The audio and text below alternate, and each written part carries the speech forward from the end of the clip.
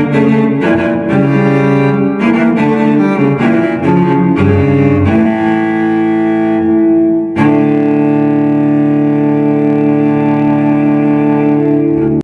warahmatullahi wabarakatuh. Pada kesempatan kali ini, persilakan saya untuk menjelaskan sedikit tentang organisasi Sarekat Islam. Sarekat Islam didirikan di Solo pada tahun 1911 oleh Haji Samanhudi. Semula, organisasi ini bernama Sarekat Dagang Islam atau disebut juga dengan SDI. Sarekat Dagang Islam. Nama tersebut dicetuskan pada pertemuan pertama tanggal 27 Maret 1909 di rumah RM Tirto Adi Suryo di Bogor. Namun, mendapat peresmian dari pihak pemerintah Hindia Belanda pada tanggal 5 April 1909.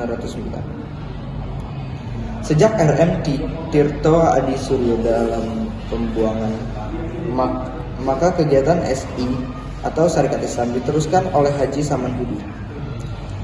Kepemimpinan Haji Samanhudi ini pun mendapat persetujuan dari pihak pemerintah kolonial Belanda. Namun, setelah terjadi perselisihan antara pedagang batik dan dari golongan Islam dengan pedagang batik dari golongan Tionghoa, maka pemerintah Hindia Belanda ikut campur dan membatasi ruang gerak SDI. Sejak itulah gerakan SI mulai mengarahkan perlawanannya terhadap pemerintah Hindia Belanda. Program SI yang pernah dilontarkan oleh Tirto Adi Suryo tampak menjadi dasar perjuangan. Peran untuk Indonesia. Peran organisasi Sarekat Islam sangat berperan besar dalam membangkitkan kesadaran nasional di kalangan rakyat Indonesia. Organisasi ini menjadi wadah bagi masyarakat untuk belajar berorganisasi, berpolitik, dan memperjuangkan hak-hak mereka. Sarekat Islam juga menjadi pelopor munculnya gerakan nasional yang mengarah pada perjuangan kemerdekaan Indonesia. Tokoh dan perannya. Tokoh dan perannya dari organisasi Sarekat Islam ini ada yang pertama itu ada Haji Samanhudi tentu aja. Ini gambar tokohnya. Lalu perannya Haji Samanhudi itu dia pendiri Sarekat Islam, berfokus dalam perjuangan ekonomi Sarekat Islam.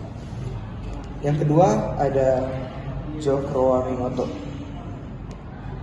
Djokroaminoto ini pemimpin Sarekat Islam yang mengubah arah perjuangan menjadi politik dan memperluas pengaruh organisasi.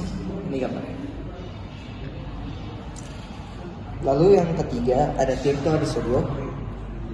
Dia berperan sebagai pendiri Sarekat Dagang Islam yang mengacu berdirinya Sarekat Islam.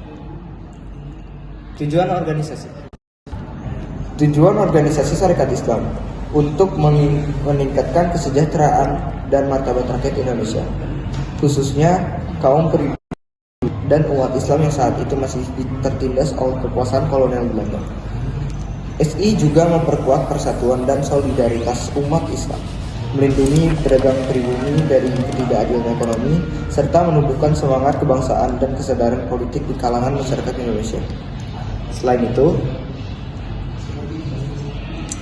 Sarekat Islam berupaya menentang segala bentuk penindasan, ketidakadilan, dan diskriminasi sosial agar rakyat bisa hidup lebih adil, mandiri, dan bermartabat. Jadi, akhir dari organisasi Sarekat Islam ini yaitu mereka mengalami perpecahan menjadi dua belah kubu. Yang pertama ada Sarekat Islam Merah dan Sarekat Islam Putih. Sarekat Islam Merah dia berhaluan komunis, sedangkan Sarekat Islam Putih dia berhaluan Islam.